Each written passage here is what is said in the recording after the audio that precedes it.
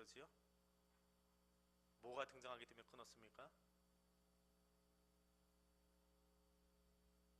뭐가 등장을 해요? 22절에 예? 수리의 안디옥. 예. 안디옥이 등장하면 전도 여행이 한번 끝나는 거다. 2차 전도 여행이 끝난 겁니다. 그래서 거기까지 끊기 위해서 22절에서 저희가 끝을 냈습니다. 자, 그 후에 1절부터 보겠습니다. 그 후에 바울이 아덴을 떠나서, 그리스 아테네입니다. 아텐을 떠나서 고린도에 이르니라. 고린도라고 하는 이 도시는 아가야라고 하는 그리스의 남부 지역에 해당하는 그런 도시입니다. 남부 지역에 있으면서 언덕 위에 건설된 도시고 무역항입니다. 근데 이 고린도 도시는 재미있는 게 이 고린도 아래쪽으로 해협이 하나 있어요. 그런데 거기를 지나가기가 아주 힘이 들다고 합니다. 그래서 옛날에는 배를 아주 기가 막힌 방법으로 옮겼는데 고린도 동쪽에다 배를 대놓고는 서쪽에 항구가 또 있습니다. 그리스 남쪽에 뾰족하게 나온 그 땅덩어리인데 동쪽에다 배를 대고 거기서 짐을 내리든지 작은 배는 나무 도르래를 밑에다 놓고요. 그 배를 통째로 끌어올렸다고 그래요. 그래서 반대편으로 끌어내렸다고 합니다. 아니면 짐이 많은 것은 그대로 들어 올려서 반대편 항구까지 지고 내려가가지고 거기서 짐을 실었다고 그래요. 요즘에 배들이 워낙에 좋아져서 웬만한 그 파도에는 이렇게 울렁거리지도 않는데 예전의 목선 같은 경우는 거리를 지나갈 수가 없어서 그런 방법으로 썼다고 합니다. 그러다 보니까 고린도라고 하는 도시는 아주 많은 배들이 들어오고 나가는 무역항으로서의 역할을 하고 있고, 또 이 바울이 활동하던 시대에는 아가야 주라고 하는, 아가야 도라고 하는 곳에 수도, 도청 소재지가 되어진 거예요. 도청 소재지 정도 되어지니까 굉장히 큰 도시겠죠. 무역항이지요. 거기다가 로마의 원로원에서 직할로 다스리는 도시입니다. 워낙에 중요하다 보니까 원로원이 관심을 갖고 있는 도시예요.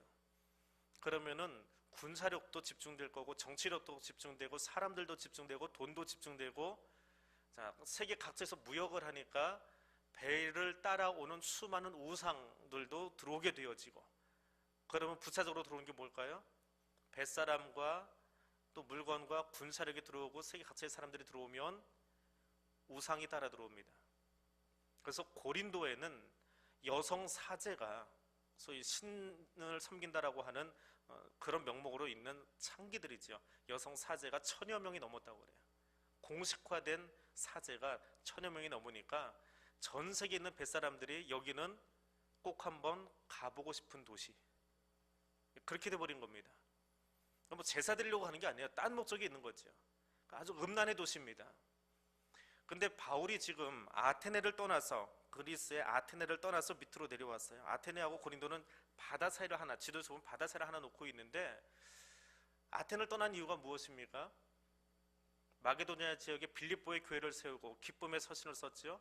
그리고 데살로니가로 갔다가 베레아로 갔다가 아테네로 갔는데 아테네에서도 머물지 못하고 고린도까지 내려갔습니다. 내려가는 이유가 뭐예요?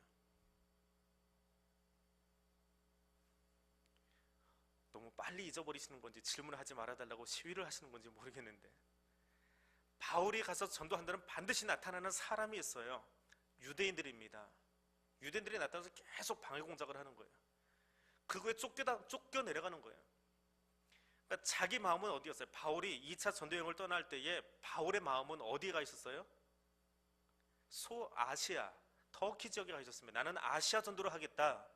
그런데 성령이 나타나서 계속 가로막는 겁니다. 너 여기 가지 마, 너 여기 가지 마. 2번이나 밀어붙여가지고 끌려 올라간 게 그리스로 가버린 거예요. 지금의 그리스, 마게도니아, 아가야 지방으로 간 거예요. 그러니까 가고 싶어서 간 게 아니에요. 근데 갔더니 누가 따라다녀요? 끌어낸 거는 성령님이 끌어내셨는데 갔더니 뒤에 따라온 사람은 누구예요? 유대인들이에요. 왜 따라왔어요?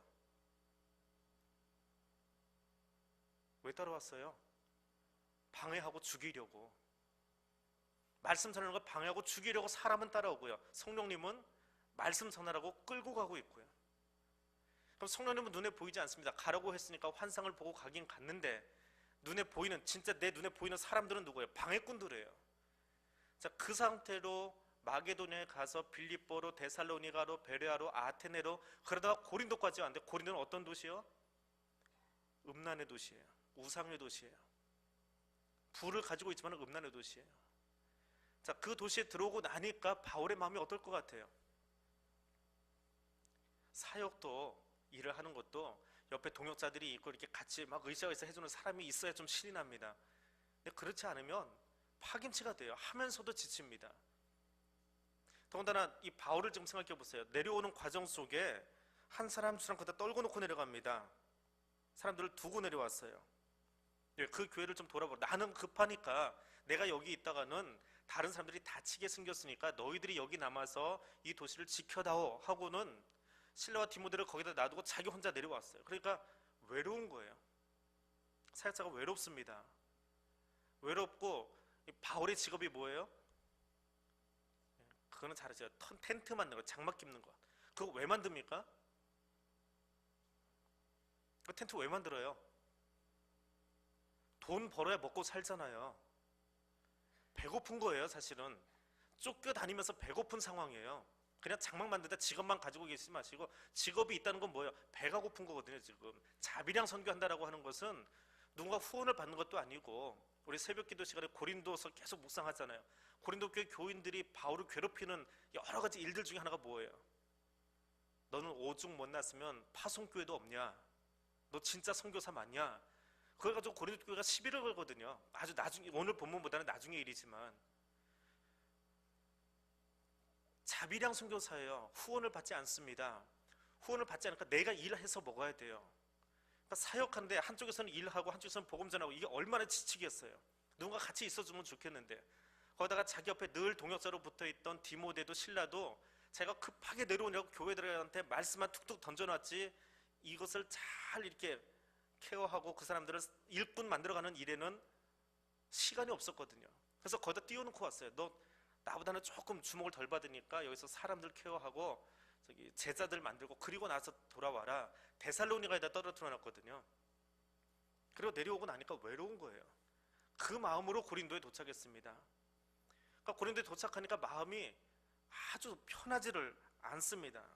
그것이 이제 이 고린도의 상황이에요. 거기까지 몰려왔습니다.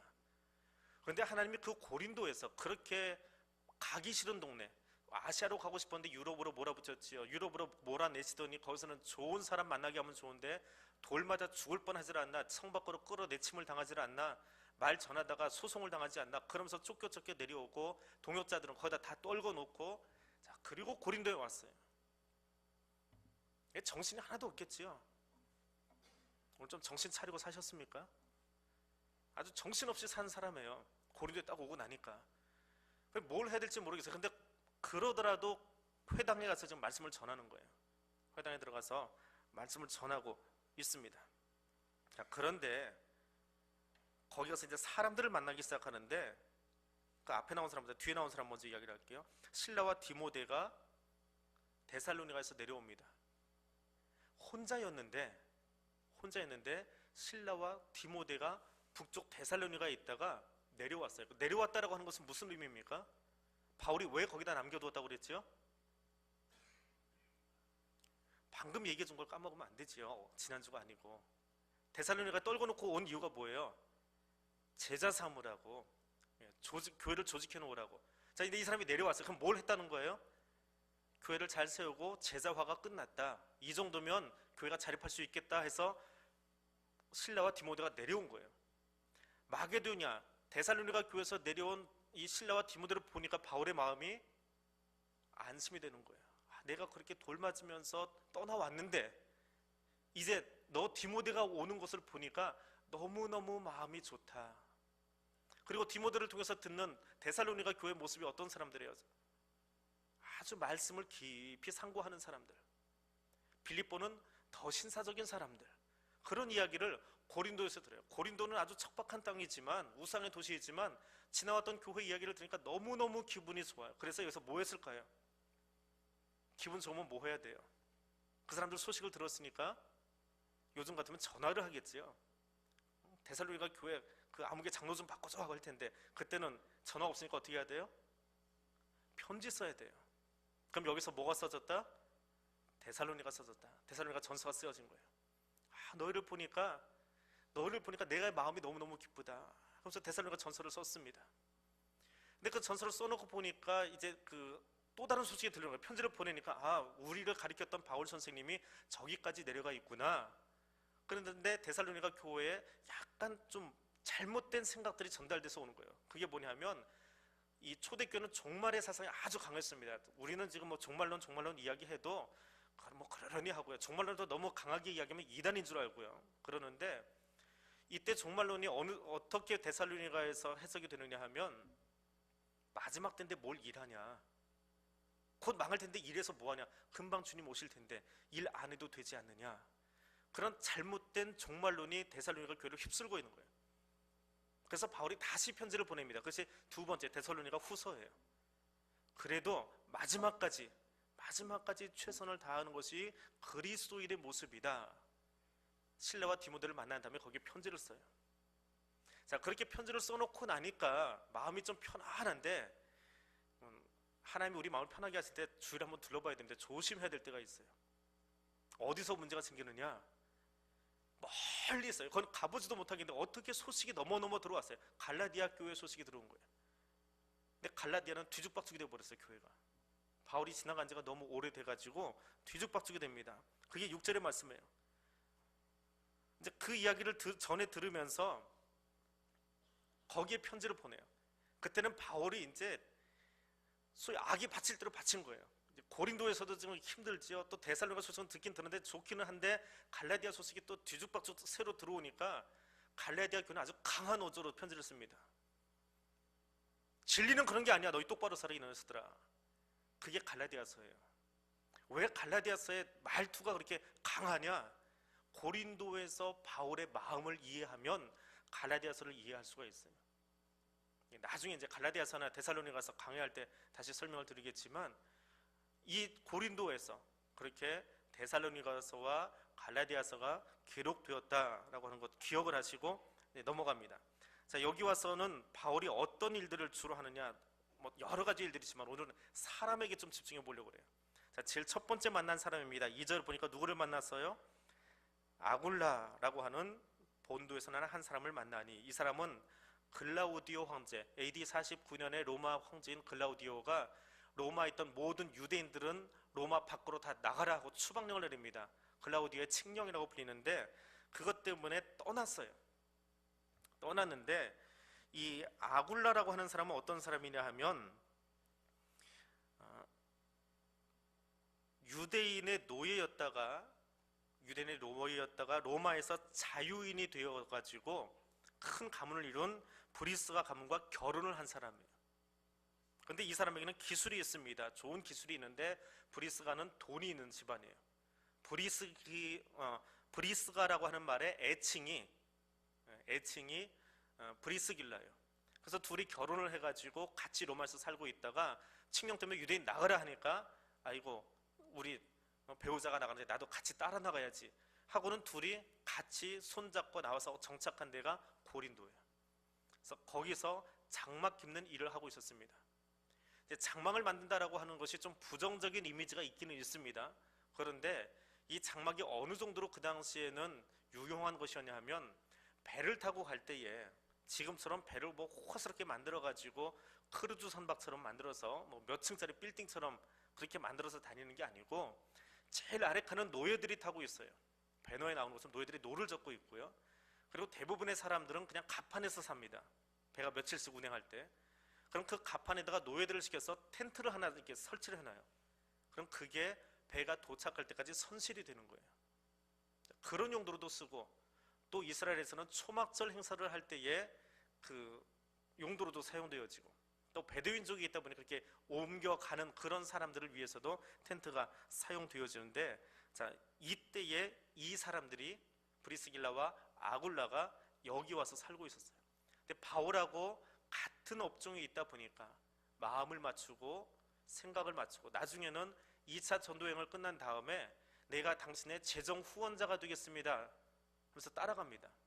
오늘 보면 마지막에 보면 에베소로 따라가요. 에베소는 바울이 정말 가보고 싶었던 동네예요. 바울은 아시아에 관심이 더 많았던 사람입니다. 솔직한 이야기로. 근데 하나님이 아시아보다는 이 사람을 유럽으로 떠밀어서 그렇지, 근데 그렇게 떠날 때에 그 뒤를 후원할 수 있는 재정 후원자를 만나게 된 도시가 어디예요? 고린도라고 하는 곳이에요. 그래서 바울에게는 아주 힘들고 어려운 곳이었지만 하나님의 계획을 따라가다 보니까 그곳에 또 다른 하나님이 예비하신 사람을 만날 수 있었더라라고 하는 겁니다. 자, 또 하나 만나는 사람이 있는데 그 사람은 누구냐 하면 8절에 나옵니다. 또 회당장 그리스보가 온 집안과 더불어 주를 믿으며. 회당장 그리스보. 회당장은 회당이라고 하는 것은요, 유대인들이 가는 곳곳마다 회당을 하나씩 만듭니다. 교회의 역사를 보면, 교회라고 하는 역사를 보면 최초의 교회는 이렇게 텐트 안에 있었어요. 제단 위에 있다가 텐트를 세웠다가 그 다음에 성막을 세웠다가 성전을 세우죠. 그런데 예루살렘 성전이 로마의 군인들에 의해서 로마에서 다 무너져 버립니다. 그리고 이스라엘이 로마의 디두스 장군에 의해서 다 엉망이 되어지던 바로 그때에 유대인 랍비였던 한 사람이 이 상태로 그냥 내버려 두었다가는 유대라고 하는 나라의 역사가 다 없어지겠다, 그런 생각을 합니다. 그래서 어떻게 하면 우리가 살아남을까, 어떻게 하면 유대의 역사를 잃어버리지 아니하고 말씀을 잃어버리지 않고 살아갈 수 있을까 하고 고민하다가 자기가 죽었다고 부고장을 내라 그럽니다, 제자들한테. 그래서 성 안의 사람들한테 부고를 내요. 우리 랍비 아무개가 죽었습니다. 근데 사람이 죽으면 그 시신은 부정한 거예요. 그래서 성 밖으로 끌어내야 됩니다. 그래서 관에다 넣어가지고 그 랍비를 밖으로 끌어내요. 자, 그때 그 밖에 있던, 그 성을 둘러싸고 있던 로마의 장군이 베스파시아누스라고 하는 사람인데, 그 사람 앞에 이 관을 끌고 오는 거예요. 그러니까 대체 이게 뭔데 끌고 오냐? 뭐 시신이니까 끌고 올 수밖에 없습니다. 성 안에 있으면 안 되니까, 유대 율법이니까. 자, 그래서 끌고 나옵니다. 근데 그냥 보낼 수는 없죠. 또 뭔지 모르니까. 그래서 확인하는데 살아있는 랍비가 일어서는 거예요. 거기서 나오는 거예요. 그리고는 이 베스파시아누스에게 조건을 겁니다. 내가 보니까 당신은 곧 로마 황제가 될 것입니다. 그런데 황제가 되고 나면 한 가지만 해주십시오. 유대인들이 모여있는 모든 곳곳마다 회당 하나만 지을 수 있게, 작은 집 하나만 지을 수 있게 허락해 주십시오라고 이야기를 합니다. 그리고 1-2년도 지나지 않아가지고 그 당시에 로마는 힘의 논리가 지배하는 곳이에요. 지금 북한보다 더한 곳이었습니다. 밖에 나가서 전공 세우고 오면 그냥 황제가 되는 거예요. 1년도 몇 번씩 황제가 바뀐 적도 있습니다. 그런데 그 큰 공을 세우고 돌아온 베스파시아누스가 황제가 되는 것은 당연한 거예요, 그 당시에는. 근데 황제가 되고 나서 이 사람이 가만 생각하니까 옛날에 자기가 예루살렘이라고 하는 곳에 팔레스타인 가서 전쟁을 치른 적이 있는데 웬 백발 노인이 하나 나타나가지고 자기한테 했던 말이 기억이 나요. 괜히 무서운 거예요. 기록이 그렇게 써 있습니다. 그래서 그냥 황제 칙령으로 유대인들이 가는 곳곳마다 회당을 만들어라. 조건은 남자 10명 이상 되는 곳에. 그래서 지어지기 시작한 게 회당이에요. 남자 10명이 모이면 회당을 짓습니다. 그러면 그 회당에는 장이 하나 필요해요. 그리고 그 장은 그 10명의 가정을 통괄하는 최고의 정신적인 지주가 되는 겁니다.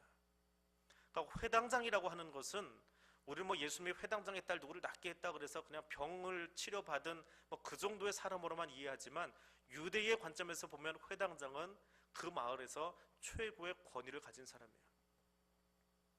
그런데 오늘 8절을 보니까 누가 예수를 믿었습니까? 회당장 그리스보가 예수를 믿었어요. 자, 회당장 그리스보가 예수를 믿고 나면 바울에게는 어떤 마음이 들까요? 그 마음으로 최고의 권력자, 최고의 정신적인 지주, 그 사람이 예수 믿었어요. 어떤 마음이 들 것 같아요?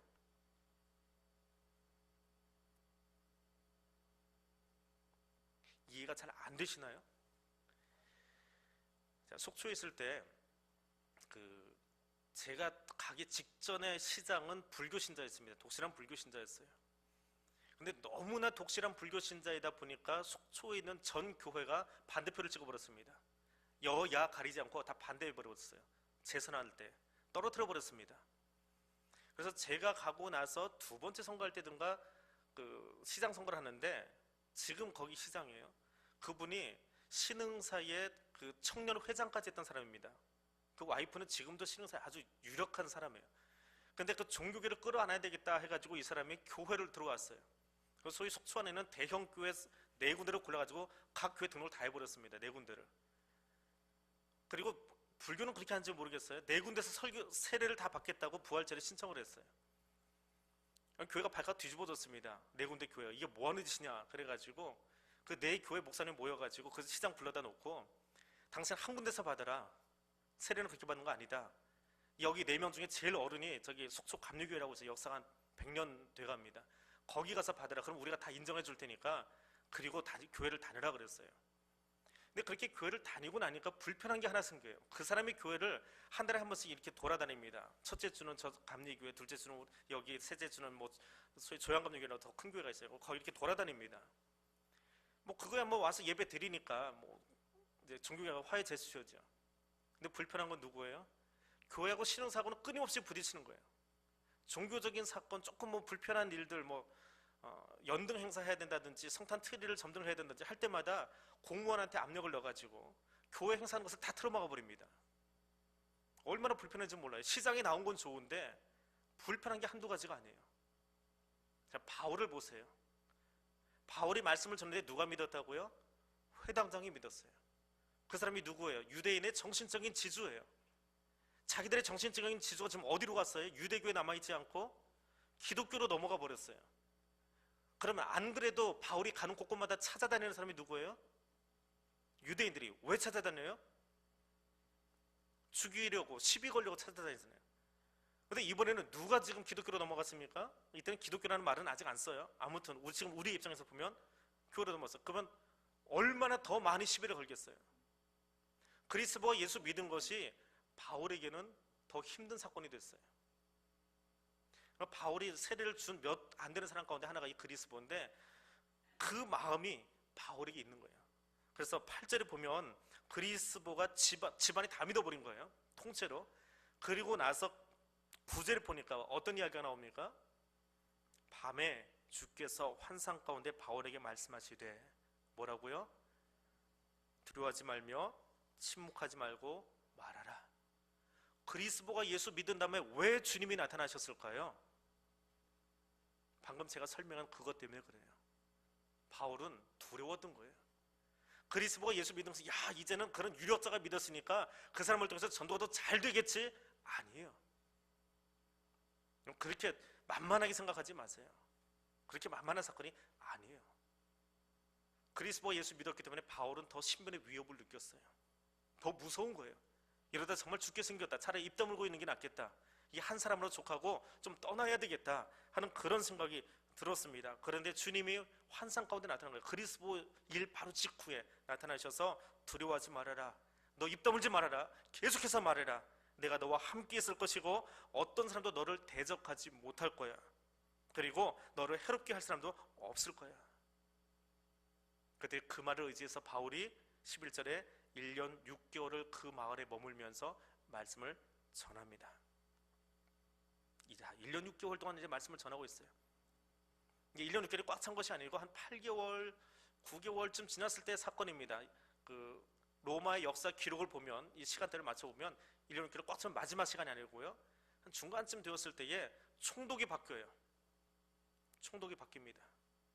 어떤 사람이 왔습니까? 갈리오라고 하는 사람이 서로 이곳에 오게 됩니다. 2차 전쟁을 마무리하는 이 시간에 왜 하나님이 여기로 보내셨을까? 아주 중요한 사건이 하나 등장을 해요. 아주 짤막한 이야기지만 갈리오가 아가야의 총독 되었을 때, 아가야는 그 남부 지방이라고 그랬죠. 거기는 로마의 원로원이 직접 관할하는 곳입니다. 로마의 원로원이 관할하는, 직접 관할하는 지방 행정 도시라고 한다면 거기에 파견되는 총독은 어느 정도의 인물일까요? 시시껄렁한 사람 안 보내겠지요. 뭐 이태리 중심은 아니지만, 로마는 아니지만 이 사람은 로마 원로원의 집정관까지 했던 사람이라고 합니다. 원로원에서 직접 중앙정치를 하던 사람인데 거기 파견된 거예요. 그리고 이 사람의 아버지가 스페인의 수사자인 마르쿠스 안네우스 세네카라고 하는 사람이에요. 그 사람의 아들입니다. 그런데 이 세네카가 자기 아들을 교육시키려고 야, 변방에 있지 말고 중심으로 가자 해가지고 로마로 갔습니다. 그래서 로마의 수사학자인 루키우스 유니우스 갈리오라고 하는 사람을 만나요. 그래서 너 지금부터 내 아들 하지 말고 저 사람 아들 해라. 그 당시에는 양자를 많이 했습니다. 그래서 뒤에 세네카를 빼버리고 갈리오로 바꿔버린 거예요. 이름을, 성을 바꾼 거죠. 그래서 갈리오의 아들이 되어버렸어요. 그래서 갈리오 총독이에요. 원래는 세네카입니다. 세네카는 철학사를 읽다 보면 종종 등장하는 아주 유명한 사람이에요. 그리고 이 사람의 형, 이 사람의 원 아버지, 생부, 또 이 사람의 친척 전부 다 그 로마의 중앙 정부의 그러니까 굵직굵직한 자리를 맡고 있습니다. 그리고 이 사람의 형 가운데 하나는 네로의 가정교사였다고 그래요. 그러니까 굉장히 막강한 정치 집안이죠. 미국의 뭐 케네디 가문처럼 정치 가문입니다. 그런 가문의 한 사람이에요. 그 사람이 여기로 온 거예요. 그러니까 유대인들이 보기에 야, 이번에 부임한 총독을 보니까 이력서가 대단한 거예요. 그러니까 저 사람에게 바울을 고소해서 걸어가지고 총독이 이거 아니다라고 해버린다면 로마 제국 안에서 바울이 전하는 복음, 바울이 선교하는 그것 완전히 틀어막을 수 있겠다 하는 그런 생각이 머릿속에 들어간 겁니다. 자, 그래서 이 갈리오에게 이제 고소를 한 거지요, 한마디로. 그 당시에 유대교는 로마로부터 소위 유대교 선교를 할 수 있는, 혹은 모여서 집회를 할 수 있는 결사의 자유를 이미 얻어내고 있었어요. 그러니까 정통 종교로서 인정을 받고 있는 거예요. 그런데 이 유대인들이 생각하기에 이 바울을 어떻게 이제 올가매야 되겠다라고 생각을 합니다. 자, 그리고 이제 고소를 해서 들어갑니다. 말하되 이 사람이 율법을 어기면서 하나님을 경외하라고 사람들을 권한다 하거늘. 원고의 이야기예요. 14절입니다. 바울이 입을 열고자 할 때에, 이건 피고의 이야기예요. 로마의 재판은 재판관이 가운데 서 있고 원고와 피고가 마주보고 서로 논쟁하는 거예요. 그럼 총독이 가만히 듣고 있다가 이쪽이 옳다 하면 끝나버리는 거예요. 그게 재판입니다. 그러니까 원고가 먼저 이야기한 거예요. 말은 길겠지요. 뭐 이만저만해서 뭐 이러쿵저러쿵 하고 얘기를 했을 텐데 그 말의 요지가 뭐예요? 13절이에요. 이 사람이 율법을 어기면서 하나님 경외하라고 한다더라. 근데 바울이 이제 그 사람들의 이야기가 끝나고 바울이 변론할 시간이에요. 바울이 말하려고 하니까 갈리오가 야 그만해. 내가 들어보니까 이거는 내가 관여할 것이 아니야. 내가 기가 켜버리는 거예요. 기소유예도 아니고 기각해버리는 거예요. 그래서 기각하는 이유가 무엇이냐? 야, 내가 너희들한테 이야기하겠는데 이게 무슨 부정한 일이라든지 불량한 행동이었으면 내가 총독으로 있는데 로마 제국에 반하는 일 같았으면 내가 이거 처리를 하지. 근데 내가 좀 바빠 죽겠는데 너희들 그 개인적인 종교적인 이야기까지 내가 참견해가지고 조정을 해줘야 되겠냐? 그러면서 하는 말입니다. 만일 문제가 언어의 문제이면, 너희가 정하는 율법을 해석하는 것의 문제이면, 혹은 명칭의 문제이면, 뭐 바울은 내가 가만 소문 들어보니까 예수라고 하는, 얼마 전에 죽었던 사람 메시아라고 하는 거고 너희는 아니라고 하잖아. 그건 너희의 신화적인 문제지. 그걸 로마가 개입해가지고 그 언어의 문제, 명칭의 문제, 이게 메시아냐 아니냐, 그거 우리가 왜 중재하냐? 여기는 종교법정이 아니니까 가지고 나가. 필요 없어. 기각해버린 거예요. 자, 그리고 나니까 아주 재밌는 일이 하나 생겨납니다. 17절에 가서 이 모든 사람은 헬라인들이에요. 유대인들이 아닙니다. 헬라인들이 회당장 소스데네를 잡아서 법정에서 때려버립니다.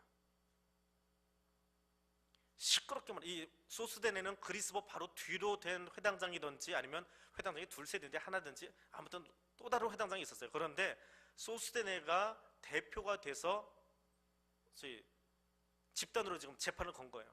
근데 재판이 무고죄가 돼버리고 나니까 별 필요 없는 것 기각하고 나니까 헬라인들이 보다가 이 유대인들 소수민족이지요. 지금 여기는 로마 제국이 다스리는 거예요. 로마 제국에 속해 있는 헬라인들이 보기에 왜 시끄럽게 하냐, 별것도 아닌 거 가지고 총독 이야기 들어보니까 이거 맞는 말이구만. 시끄럽게 해가지고 말이고 총독을 귀찮게 하고 뭐 이딴 게 다 있어 하고는 끌어내가지고 막 때려버립니다. 망신이 뻗친 거죠, 한마디로. 회당장을 앞에다 세워놓고 재판을 걸었다가 망신살 뻗쳐버린 겁니다. 근데 이 사건이 여기서 간단하게 끝난 것 같은데 이 사람의 형이 누구였다고요? 이 사람의 아버지가 누구였다고요? 이 사람의 가족이 지금 어떤 집안이라고요? 세네카 집안, 정치 집안, 네로의 가정교사. 이 형은 로마 중앙정부의 법률가예요. 그래서 대법관 정도 되는 사람입니다. 근데 지방에서 내 동생이 판결을 하나 내렸는데 어떤 판결? 바울이 전하는 복음이 유대교의 아류야. 그건 해석의 문제야. 그러니까 로마가 굳이 관여할 거 아니야. 그리고 동생은 그런 이야기, 이제 그런 재판 해놓고는 형한테 뭐 소식 안 전했겠어. 야, 총독 부임하자마자 형 나한테 이런 일이 있었어. 그러니까 형도 그냥 알고 있어. 그러니까 중앙정부에서 세네카가 알고 있으니까, 형님이 알고 있으니까 어떻게 해요? 다른 지방정부에도 혹시 유사한 일들이 있으면 내 동생이 그렇게 판결했으니까 니들도 똑같이 해. 왜? 내 동생 위신이 있으니까. 내 동생이 법적인 판단을 그렇게 내렸는데 니들 딴소리 하지 마. 내가 중앙에 있는데 지금부터는 내가 명령할 거야. 이 재판권이 다시 들어오면 어디서든지 다시는 거론하지 마. 이 재판의 효력이 20년을 갑니다. 20년을 가요.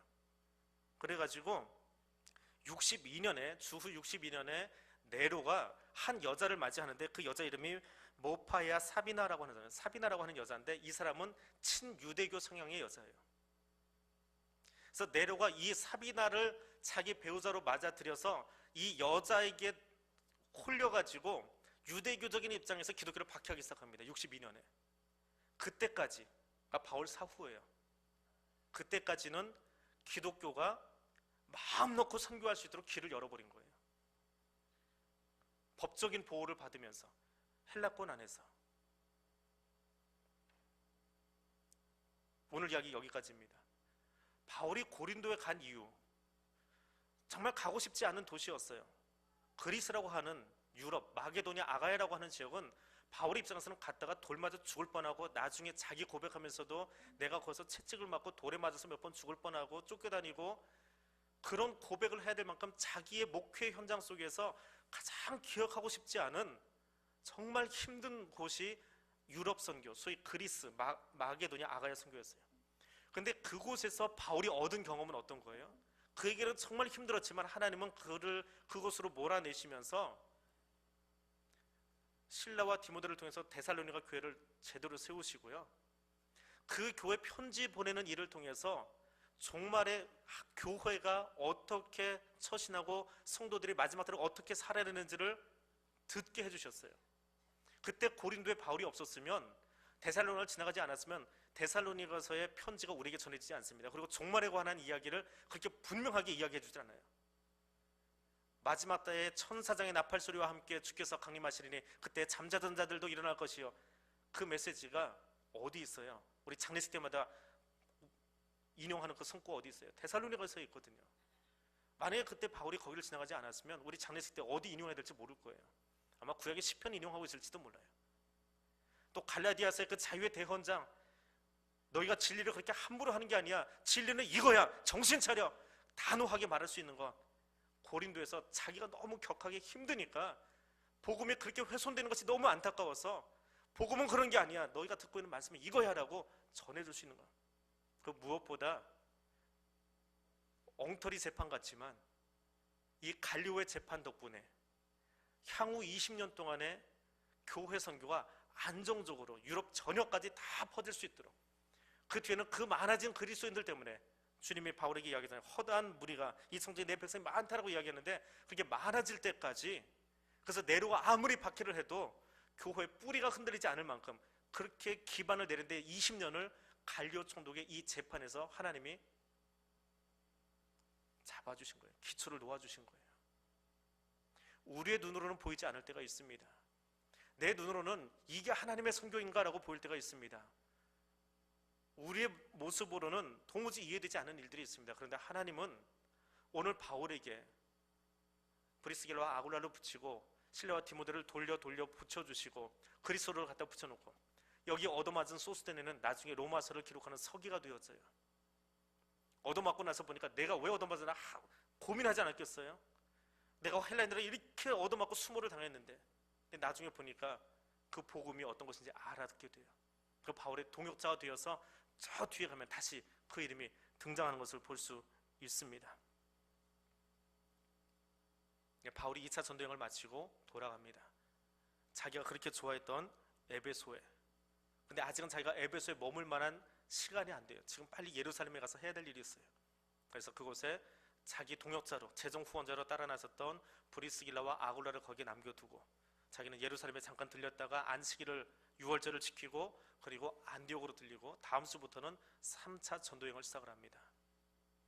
2차 전도여행은 바울에게는 참 힘든 과정이었습니다.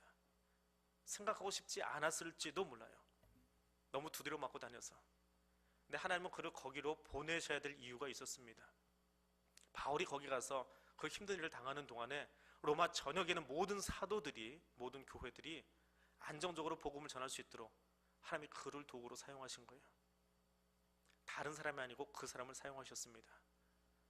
하나님이 오늘 우리 교회를 어떻게 사용하실지 아무도 알지 못합니다. 아마 후대의 역사가 다시 보겠지요. 우리 교회 역사를 바라보면서 하나님 그때의 21세기의 대한교회를 그렇게 사용하셨더라. 후대의 어떤 역사가는 다시 기록할 겁니다. 우리가 기록한 역사가 아니고요. 우리는 지금 현지를 보고 있는 것뿐이에요. 역사는 해석입니다. 역사는 해석이에요. 사실이 아니고요. 역사는 해석입니다. 해석은 우리가 하는 게 아니고 후대 사람들이 하게 되어 있습니다. 그런데 그때의 우리 역사를 어떻게 해석해 줄까요? 하나님이 보시는 대로 해석하실 겁니다. 하나님이 세우신 사람들을 통해서 지금 우리 교회를 해석하고 또 그것을 통해서 그 다음 일들을 하나님 하고 가실 겁니다. 오늘 우리가 할 일은 무엇입니까?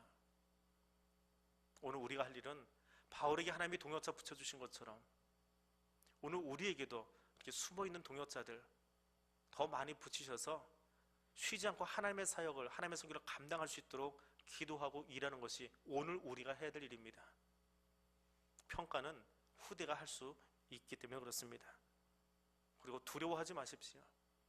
바울이 그렇게 조바심 내고 두려워하면서 고린도에 갔더라도 하나님이 로마 제국이라고 하는 큰 제국의 역사와 환경과 법을 다 움직여서라도 하나님의 선교가 되도록 이끌어 가셨다면 오늘 이 땅에 하나님의 선교도 그렇게 끌어 가실 겁니다. 그것을 위해서 기도하시기를 바랍니다. 사방으로 막혀 있는 것 같고 대한민국에 예수 믿지 않는 사람들이 교회를 계속해서 폄하하고 있는 것 같지만 그것은 지금 교회를 향해서 정신 차리고 바르게 서라고 하는 하나님의 메시지로 들으시면 됩니다. 그리고 오늘 우리의 자리를 바르게 세워가면 됩니다. 그럼 하나님이 그것도 사용하십니다. 분명하게 사용하십니다. 속초에 잠시 머무는 동안에 그런 역사를 잠깐 보았습니다. 속초에 신천지가 들어온 때가 있습니다. 속초에 신천지가 언제 들어간지 아세요? 속초에 소위 대형교회라고 하는 4개 교회가 있습니다. 500명이 넘어가는 교회가 4개 있는데 그 교회들의 분란이 생겼어요. 아주 힘들었습니다. 제가 들어가기 전의 일이에요. 그때 신천지가 들어왔더라고요. 이놈의 신천지 교회가 대체 언제 생겼나 그 교회를 가서 찾아보고 역사를 캐보고 언제부터 여기 모이기 시작했습니까? 그 연도를 따져보니까 교회가 교인끼리 싸움박질을 하고 있을 때 거기 신천지가 들어가서 자리 딱 잡았어요. 성서신학원 세우고 교회 세우고 거기에 웬만한 교회 하나 버금가는 사람들을 모으기 시작했습니다. 교회가 교회 역할을 감당하지 못하면 이단이 더 판을 칩니다. 그래서 교회가 정신 차리고 있어야 돼요. 사자는 우는 사자처럼 지금도 뛰어다니고 있기 때문에 그렇습니다. 그것이 교회의 사명입니다. 하나님은 역사를 움직이고 법을 움직여서라도 교회를 끌어가려고 하나님의 선교를 계속하려고 일하고 계시는 분이에요. 그럼 우리는 누구 손에 붙들려 있어야 되겠습니까? 오늘 그 하나님 손에 붙들려 있어야 될 줄 압니다. 그리고 그 믿는 무리들을 통해서 성령 행전은 지금도 계속 쓰여집니다. 믿음의 무리들을 통해서요. 자기 밥그릇에 눈먼 사람들하고는 하나님 일하지 않으십니다. 믿음의 사람들을 통해서, 그리스보를 통해서, 소스데네를 통해서, 브리스길라와 아굴라를 통해서, 바울을 통해서 하나님이 그 일을 이루십니다. 오늘 이 3가지를 가지고 같이 기도하겠습니다. 하나님, 바울